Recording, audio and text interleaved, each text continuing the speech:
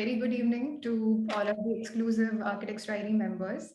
And I welcome you on behalf of my entire team to this year's first edition of TAD Dialogue Series 2023. So let us initiate with our second segment of today's webinar based on the recently celebrated India Tourism Day. And I would like to welcome our honorable speaker for today, Architect George Ramapuram from Earthitects, a design firm, who will be speaking on interweaving ecotourism and architecture. So I'll just briefly introduce our speaker for today. So Earthitects MB and Principal Architect George Sir has always been mesmerized and inspired by God's greatest design, that is nature. Growing up, he was surrounded by the abundance of nature between his family home and Coorg, that is Coorg, and his alma mater, the Lawrence School, Lovedale. After the completion of his Bachelor of Architecture from University of Design, Mysore, he decided to further his passion and knowledge in the field in the practical applications of architectural conceptions. So thus, he began his apprenticeship years in the in-house architecture and design division of Evolve Back Resorts. During this period, the formal inception of this division as Earthitects was envisioned and initiated by him. So in 2017, during his master's in management from the Indian School of Business, Hyderabad, architect George initiated Earthitects diversification into private residences with Earthitects Stone Lodges located in Wayanad, Kerala, with an uncompromising belief that nature is the greatest design to ever exist. His unique vision is inspired by nature's magnitude and beauty. So today, as the MD of Earthitects, he leads a diverse, pragmatic, and passionate team that I completely agree, instilled with the core belief that God is the greatest architect. So this philosophy ingrained in their visionary leader and consecutively every member of Earthitects has resulted in preserving the purity of nature to facilitate life in its abundance by enabling the enjoyment of God's creation in its fulfillment. The outcome is an ecologically conscious design philosophy that works closely with the environment, along with the uncompromising need for innovation and perfection. This inbuilt sensitivity and attention of George's signature design style finds expression in every Earthitects creation. Again, agreed completely. So, Earthitects has published some of their wonderful works on the architect's style till now. And Earthitects was also recently featured in one of our exclusive blogs of top 20 architects in Bangalore, Karnataka. So, also on the occasion of Men's Day 2022, architect George Sir had shared his unique and motivational quote with us, which said, as also mentioned previously, God is the greatest architect and nature is the greatest design to ever exist. So, with Earthitects' philosophy and their close to nature designs, we thought that only architect George would be able to do justice to the topic of ecotourism and sustainable architecture. And I personally was always fascinated with their sustainable designs and their take on luxury second homes. So these are the kind of spaces that I think one would wish to spend all their time and grow old in. And I think that is the biggest success of an architect or a designer. So briefly introducing the topic of today. So ecotourism is the responsible travel to natural areas, which conserves the environment and improves the welfare of the local people.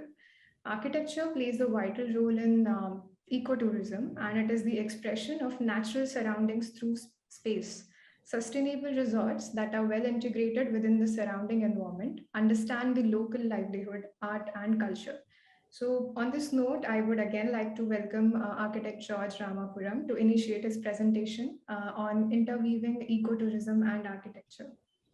Thank you. Thank you so much, Kamalaja. That was such a flattering introduction and a large topic as well. So thank you very much for the opportunity. Yeah, so shall we get going? I mean, I've made a small presentation, which I can probably take you guys through, hopefully. And yes, definitely looking forward to it. Yeah. So yes, that's just getting started. Good evening, everyone. So yes, that's us. Earthitects, architects of the earth is what we'd like to call ourselves. So Yep, and just moving on to a small introduction of us. Our philosophy is like Kamlaja had explained and is strongly ingrained in us. I think it's, we alternatively call it our core belief, right? I mean, we start with a core belief, and everything that we do, whether in the field of life, whether in the field of architecture, is based on that compass. So our core belief is God is the greatest architect and nature is the greatest design to ever exist. I mean, this means a lot to us. I can talk for days on end, but I'll just give you a small explanation. I mean, so what we mean by this is, so in order that we can attain perfection, I mean, in order that we can attain close to perfection, if we can follow the natural way of design, I mean, even in terms of the materials that are used, and if we can take the concepts from nature, that basically gets you to the greatest design that has ever existed, nature, and that will get you to perfection, closer to perfection in terms of architectural design as well. That's our core belief. So now just moving on to some of the projects that we have done.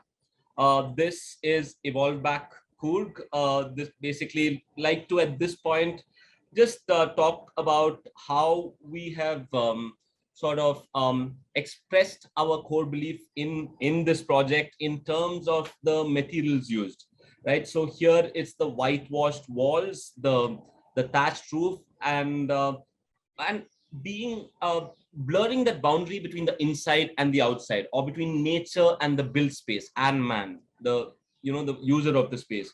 So, and I think all of us can agree the best part about this picture, about this project, about this particular room in the resort was is the tree that has become part of the architecture. And in that sense, it is a living design. It's a design that changes over time, that grows over time, that really gets more beautiful over time. And so that is one of the benefits of incorporating nature and natural materials into your design. Now, just moving to another project of ours, which is Evolve Back Company.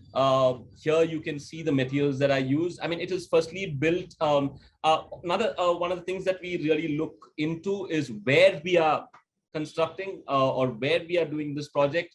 So we are very, very keen that we follow in terms of architecture design, in terms of the way with that we construct.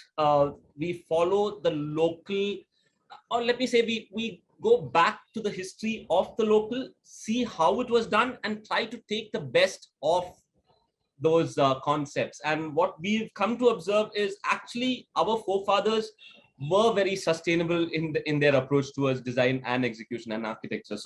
So anyway, this is in a tribal location. It has mud walls. We built it with mud walls, and you can see the coconut thatched roof. It's basically, again, highly sustainable, as you can probably imagine.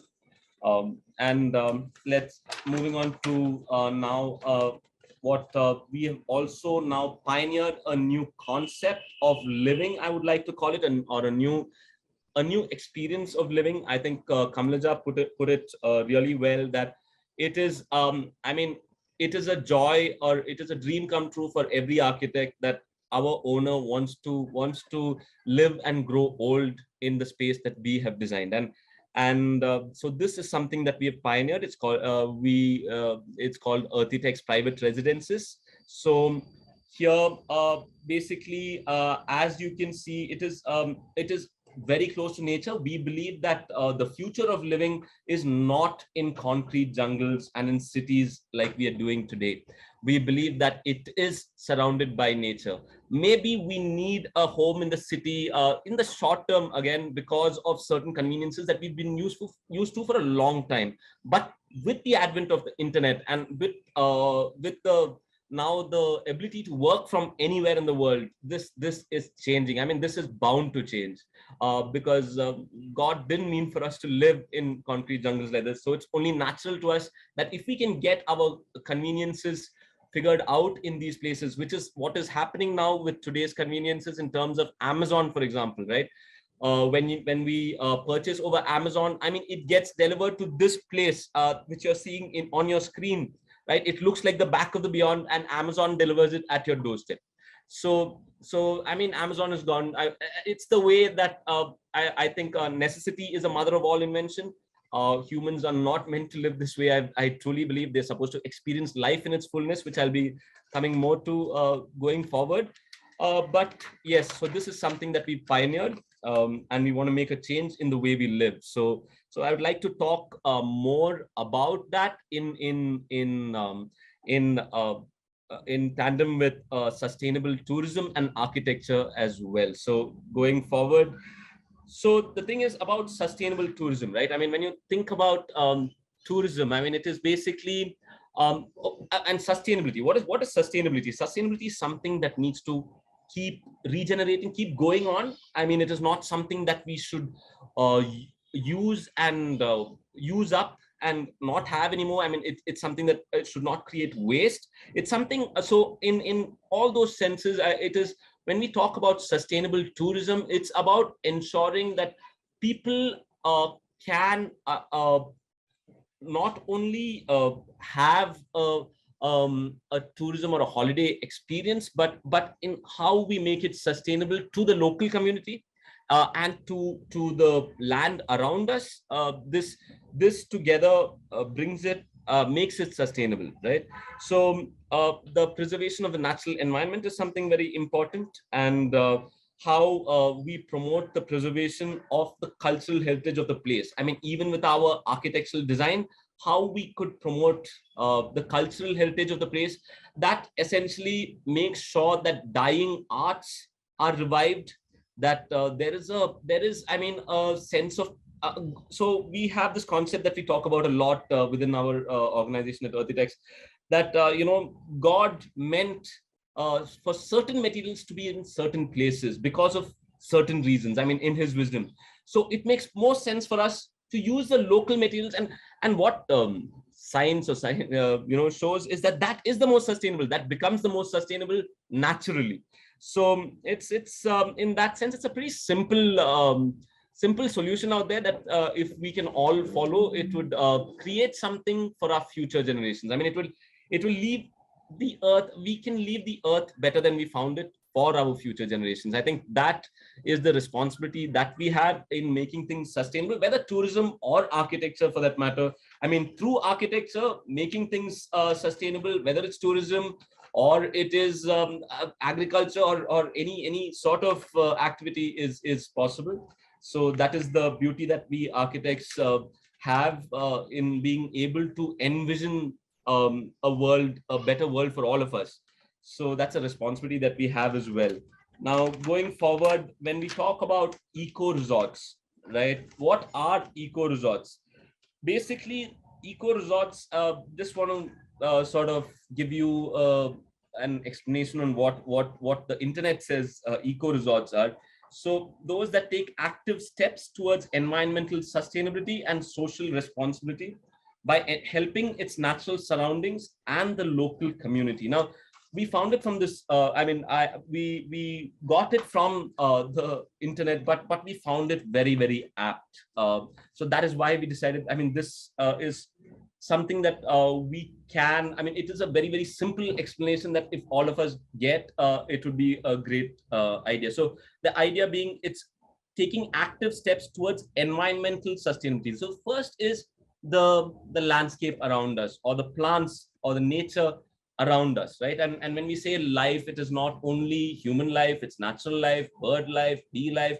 I mean, it's the flora, fauna of the place, it's the entire, it's our planet Earth, it's Mother Earth, essentially. So if we can take steps to its sustainability, I mean, the way to do it is just to have basic care. I think it's not rocket science. Nobody needs to like really teach it to us. It is Mother Earth has its own mechanism of managing or cleaning up after us. Let me say, if we just take that little care for it in terms of not destroying it. That's it. Not destroying it and trying to promote a place or trying to leave a place better than we found it in terms of all life. And another thing about ecotourism is social responsibility. What it talks about here is social responsibility.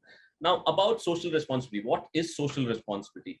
Social responsibility is basically in the work that is given into our hands, we take the responsibility of helping our fellow human.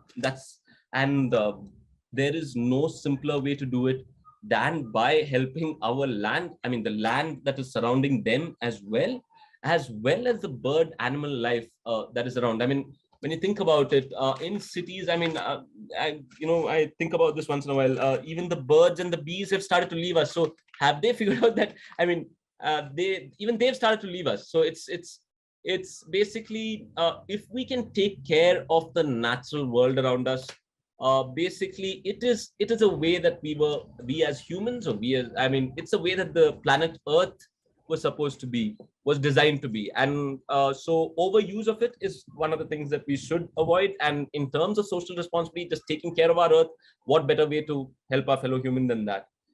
And the local community, I mean, social responsibility, local community, another way, I mean, is of course by giving job opportunities with our projects that are there, by promoting skill sets that are probably dying out for more unsustainable skill sets.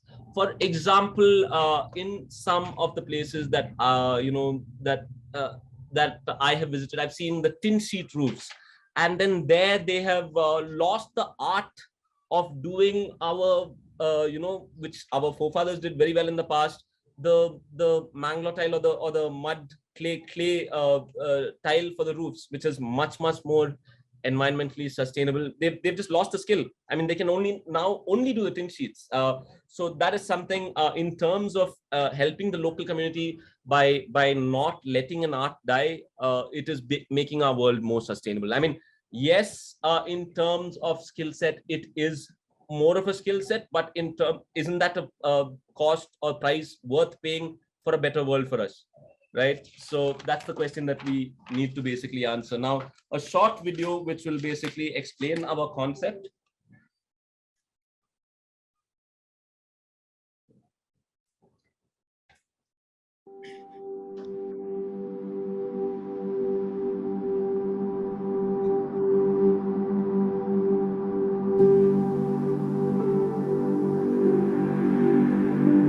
You can see the design, it's one with nature.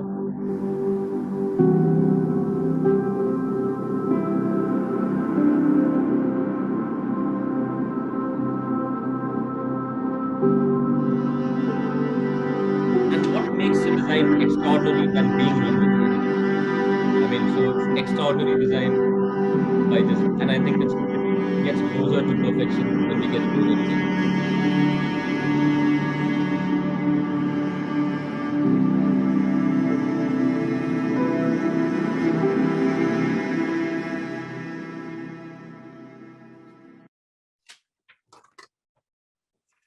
Now, I'd like to basically talk about how sustainable architecture and designs close to nature can make a difference in the user's psyche. I mean, so does sustainable architecture and designs close to nature make a difference in the user's psyche? I think, I mean, I don't need to be the one talking about it. Science shows that it is, or it is scientifically proven that it is healthier for us to be surrounded by nature than to be surrounded than to be, let us say, in non-natural environments, or in city environments, or in urban environments. It is more healthy for us to be surrounded by nature. So there is our, we believe, I believe that as our, a vision for us at Earthitects is to facilitate life in its abundance by enabling the fullest enjoyment of God's creation. That's our goal. That's what we want to achieve for the world. So how do we facilitate life in its abundance, and what is life in its abundance? So first, I'll start with what is life in its abundance. When I say life in its abundance, what do we mean? Or the abundant life? It basically I mean, like, the abundant life basically refers to joy and contentment for mind, body, and soul. So, and how do we achieve it? By enabling the fullest enjoyment of God's creations, or by enabling the fullest enjoyment of nature, to put it summarize it. So, but the thing is now, what is this abundant life, right? It's mind, body, and soul, joy and contentment for mind, body, and soul. So when we talk about mind, it's basically inspired thinking. So being around nature definitely has an effect on your thinking. It leads you to think in an inspired manner. And in terms of body, again, like I had already said, it's scientifically proven that it is more healthier for us humans to be surrounded by nature. So that's a really a no-brainer.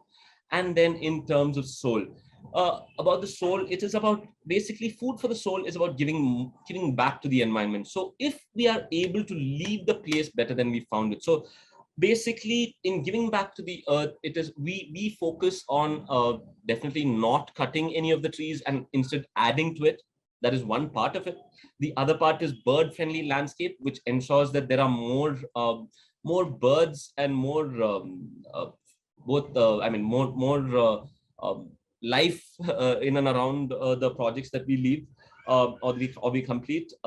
In the, like for example, in this specific project, it was basically, today we find about 80 species of birds that were not there when we started the project.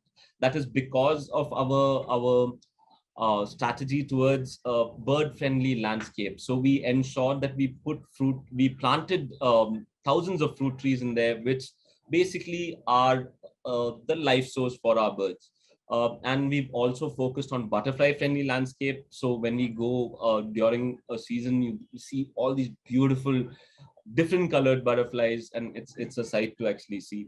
And we've also focused on apiculture, which is basically beehives.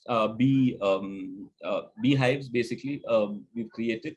So this is something that by enabling the fullest enjoyment of God's creation, we can facilitate life in its abundance, or abundant life for everyone. So that is something that which we believe how design close to nature can make a difference in a person's psyche.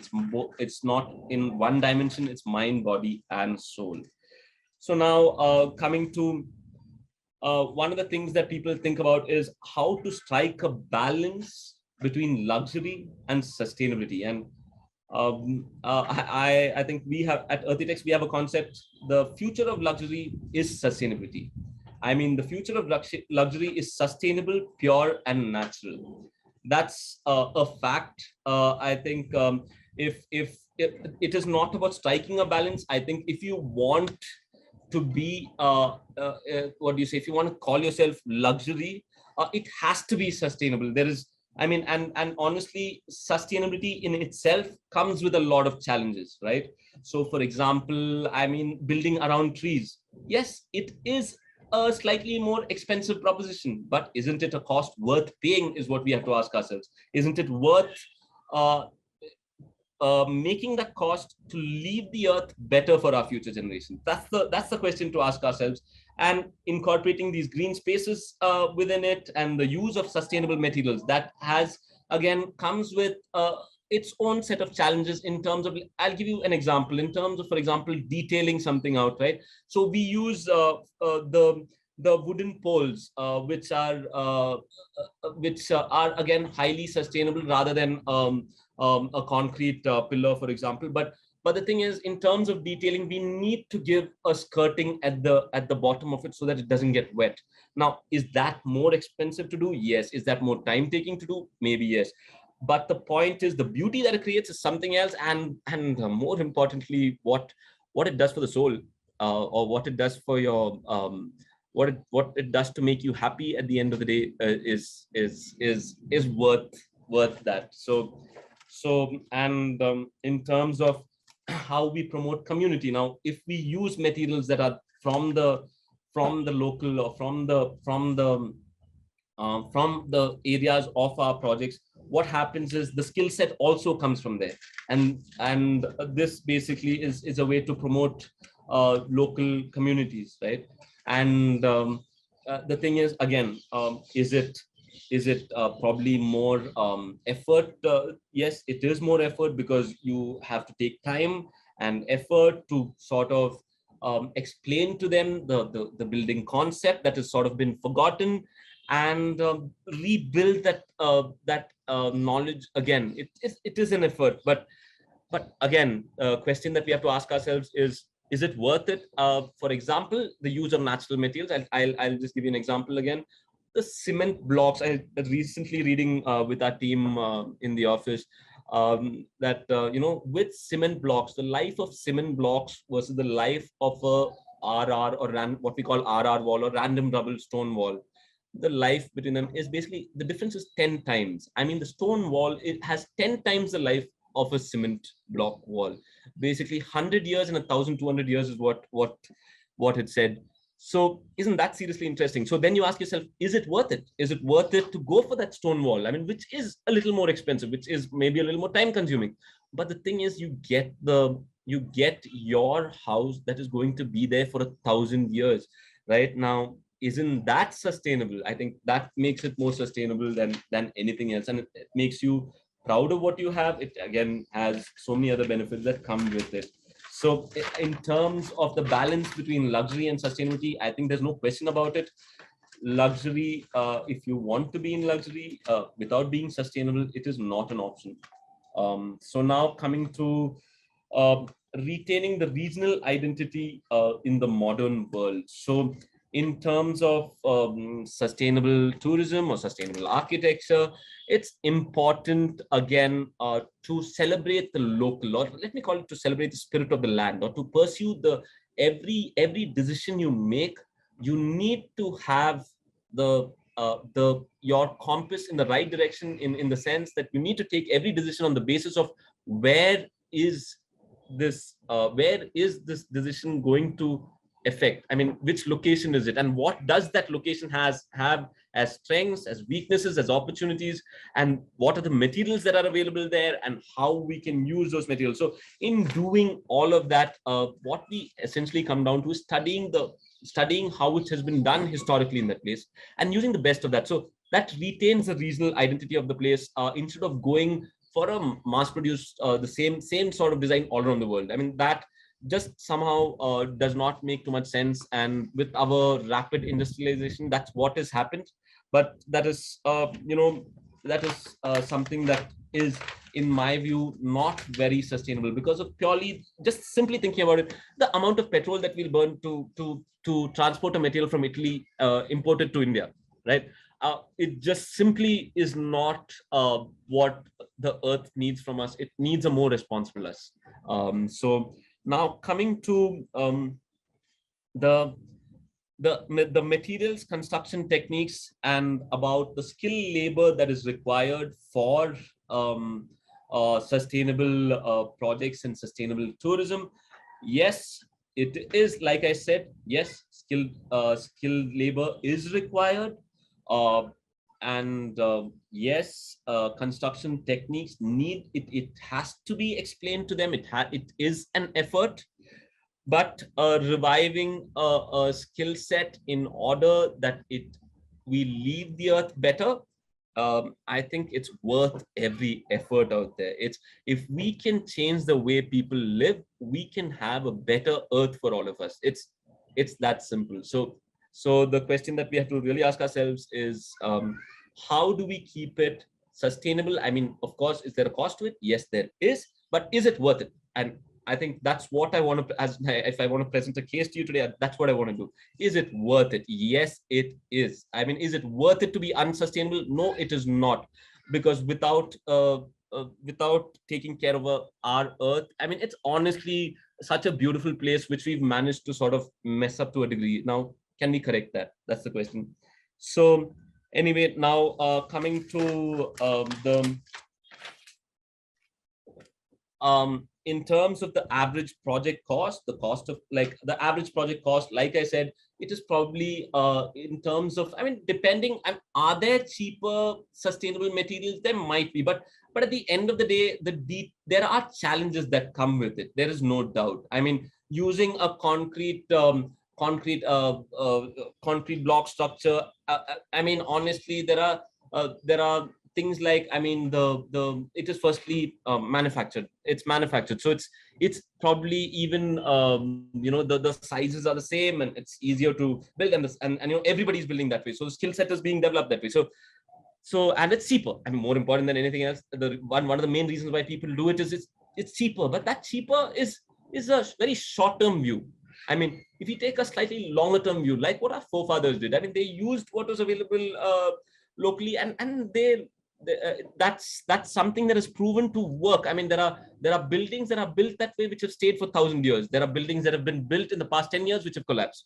So I mean, the question then you ask yourself, so I mean, what did those buildings that have existed for 500 plus years, what have they done, and can we take the best out of that?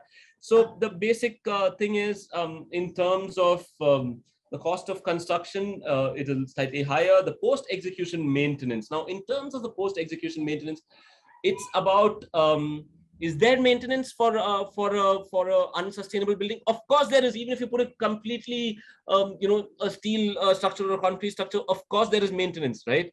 But the thing is, it's about being trained for that maintenance. Even when we use sustainable materials, even when we use natural materials, there is maintenance required. But if we get trained to how to do it, if the skill set does not die away, it becomes easier for us to do it. That's basically how it is. And in terms of talking at it from a hospitality point of view, actually teams, it's basically more or less, in terms of the effort towards maintenance, it's basically the same, I would say. But in terms of the cost towards maintenance, it's the same. In terms of the effort towards maintenance, I feel it's lesser, because all these materials that they need to use are available locally. So they don't need to go out and really, break their head on transporting it there and that sort of thing. It's available locally. So the basic maintenance that needs to be done is much easier in terms of using,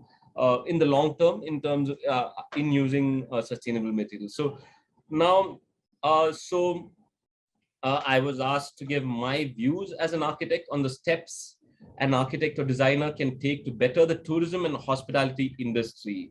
So I think, as an architect, we have a huge responsibility in giving back to our planet Earth. How can we do this? By one, incorporating sustainable design principles, which should also inspire others around us to go that route, and to build in harmony with nature. This is something basic that we can do to give back to our planet Earth. Creating a sense of place, or building with the spirit of the land in mind. That every decision needs to be based on that. Again, like I said, it goes a long way in making things sustainable. Promoting the local community. I think we keep circling back to the same concepts, right? How we as an architect now can better the tourism or the hospitality industry is by following these principles.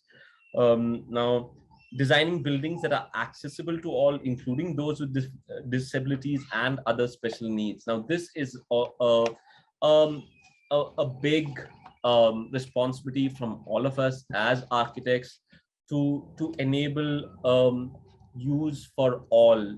So that's important. And designing every single what do you say, object, or um, every single element in that space, based on considering the guest experience.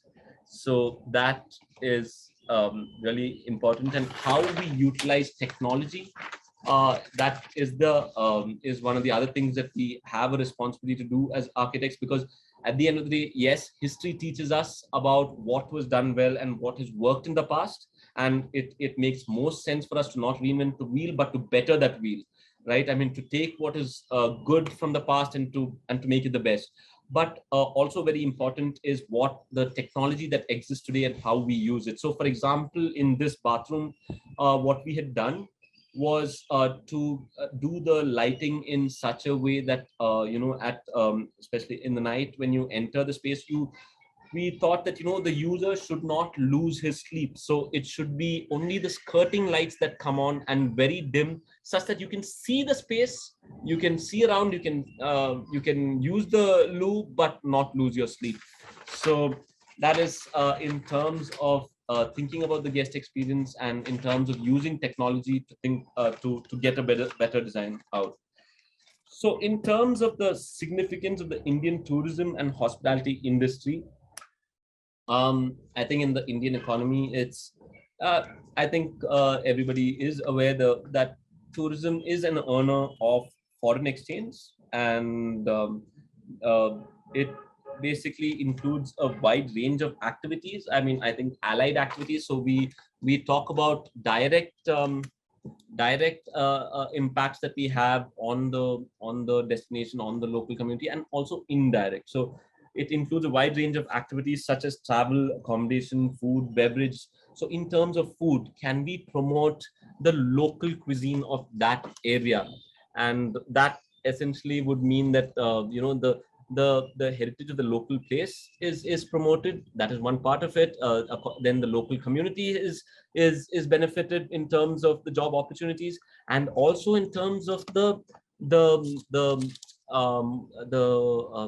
the ingredients that were used for those dishes, right? I mean, it would be locally available because those plants or those ingredients are grown there. So that is one of the things. And recreational services. Now, for example, recreational services such as visiting the local tribal community. What it does is gives even the users a sensibility to other and an exposure to other cultures, to other ways of thinking, and to try to take the best from there. I mean, honestly, the way they live in oneness with nature is something that I really found fascinating. I mean, it's something that we as in modern city living somehow like haven't appreciated enough.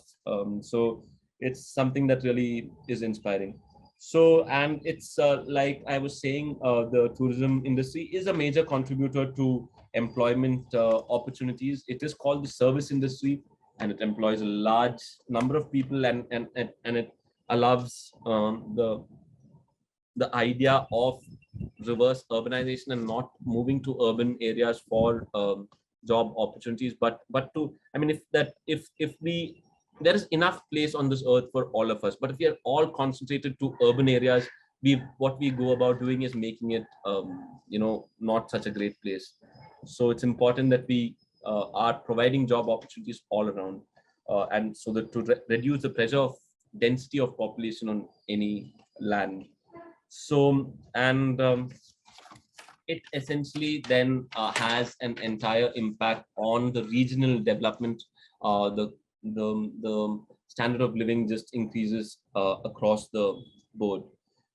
So now, um, the I will some words of wisdom for our young architects and designers. Something that a quote that has always inspired me is, this is from Albert Einstein actually. Imagination is more important than knowledge. And the thing is, guys, for us as architects, our biggest strength is our imagination, is the way that we can envision how we would like or how we would like the world to be, right? So I want to just sign off by saying, if we can imagine it, we can do it. So let's leave a better earth, better than the way we found it. And with that, on that note, like to thank you, and yeah.